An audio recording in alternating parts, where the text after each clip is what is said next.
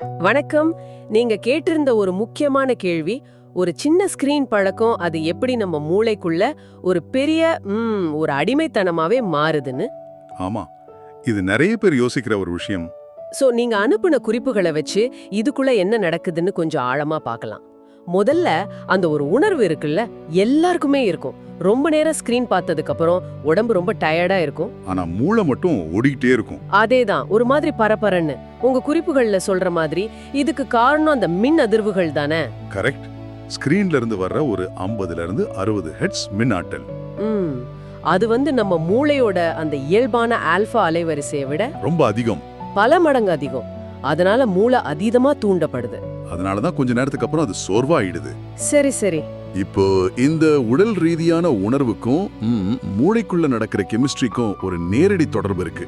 ஓஹோ. நாம ஸ்கிரீன் பார்க்கும்போது டோபமைன்னு ஒன்னு சுரக்கும். சரி.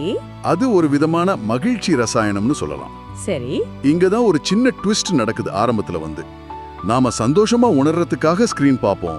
ஆமா, நல்லா ஃபீல் பண்ண. ஆனா போக போக நாம சோகமா இல்லனா மோசமா உணராம இருக்கிறதுக்காக அதை பார்க்க ஆரம்பிப்போம். அடடே, அப்போ சந்தோஷத்துக்காக ஆரம்பிச்ச ஒரு விஷயம் ஒரு கட்டத்துல வலிய தவிர்க்கிற ஒரு கருவியா மாறிடுது, அப்படிதானே?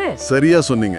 இதுதான் அடிமைத்தனத்தோட முதல் படி. சரி, இந்த அடிமைத்தனம் ஒரே நாள்ல வர்றதில்லையே. உங்க குறிப்புகள்ல இதுக்கு 3 ஸ்டேஜ் இருக்குன்னு சொல்லிருக்கீங்க. ஆமா, 3 நிலைகள். முதல் நிலை பயன்பாடு தானே, யூஸ். அதுதான் நம்ம இப்போ பேசணுமே, அந்த டோபமைன் விஷயம். அதுதான் பயன்பாடு. ஒரு வீடியோ பாக்குறோம், சந்தோஷமா இருக்கு, மூளை அதை கத்துக்குது. ஓகே, இது முதல் ஸ்டேஜ். அப்போ ரெண்டாவது நிலை என்ன? அது எப்படி மாறுது? அது சார்ந்திருத்தல், டிபெண்டன்ஸ். இப்போ மூளை அந்த டோபமைன் லெவலுக்கு பழகிடுமா? ஆமா. அதனால சும்மா நார்மலா இருக்கிறதுக்கு பதிலா அந்த லெவலை மெயின்டைன் பண்ண ஸ்கிரீன் பார்க்க ஆரம்பிக்கும்.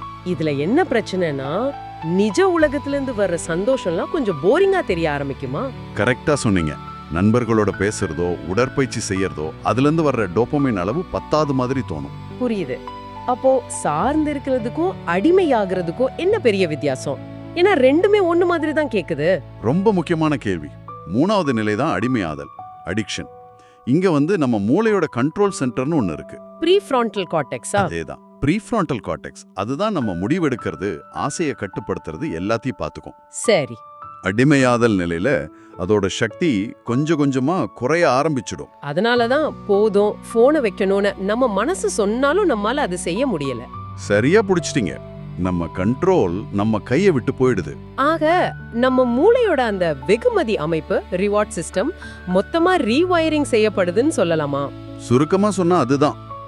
நிஜ உலக சந்தோஷத்தை விட ஸ்கிரீன்ல இருந்து வர்ற அந்த உடனடி டோபமைன் தான் மூளைக்கு ரொம்ப பிடிச்சு போகுது.